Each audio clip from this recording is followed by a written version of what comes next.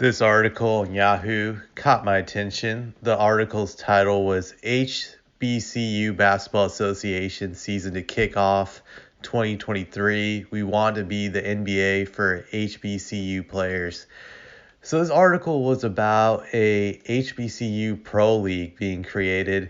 According to this article, Kimberly Clark would be the president of business operations, and Kevin Williams Sr. would be the president of basketball operations.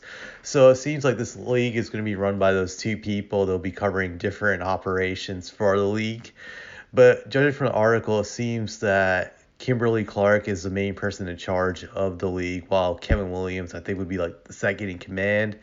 So this league's premise would be getting a bunch of HBCU players who didn't get drafted to the NBA and get them to play in their own pro league creation, which would be the HBCU Basketball League Association. I think their term for it is HBCUBA, so that's what they'll be calling their league. And the way the league is set up, or the way it will be set up, is that there will be a draft in Houston at the start of 2023. And it says that the league will consist of 6 teams based in traditional black college territories throughout the South, particularly the cities of Atlanta, Birmingham, Daytona Beach, Houston, Jackson, and New Orleans. So there'll be 6 teams in this league. They will also, the article also says that the season will kick off sometime around late February, early March, and run until May. It says the playoffs will be, I think, in May, yeah, and the championship will be sometime in June, but they will have the championship in Miami. That's interesting, picking a spot for the championship to be in Miami. Miami's a great location, great for marketing purposes. So what do I think about the idea of this league? Well, I think there is a chance it could succeed in the sense that it could be making some money, could make some revenue. If they market it in the right way, they have a chance to do well, I think. Obviously, it can never compete with the NBA, but I think that their goal should be, I know this sounds kind of weird to say, but they should try to market it as a exciting basketball product that's running, it's like run and gun, because I think people like to see those types of things, kind of like the And One tour of the early 2000s, where those guys in that tour got to showcase their athletic ability, their tricks, all that other stuff. I think they should try to do that with this league. I'm sure these HBCUs have a bunch of super athletic guys who can play, just where they can do a bunch of tricks, entertain people.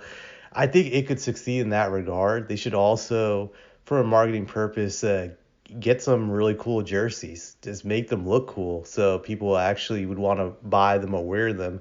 I think they should try to invest a lot in creating jerseys that look good, that could also sell the appeal of the league, and just marketing certain players, coming up with great nicknames. I think all that plays a role in this, and just having just certain highlight reels of guys. I think all those little things can get people interested in this league on the grassroots level. But I think their goal should be just to market it as an entertaining product where you'll get to see exciting highlights more so than you would in an NBA game. Because I think that's what And One had going for itself during the early 2000s. And they should take that route. They should also, I think, bring physicality into it, because the NBA is lacking that, in the sense that they don't call it touch fouls during these games and they get to play physical defense. I think that's something fans would be interested in. So the NBA is more like a touch foul league now. So I think I'd like to see them do that. But it's an interesting experiment, I feel.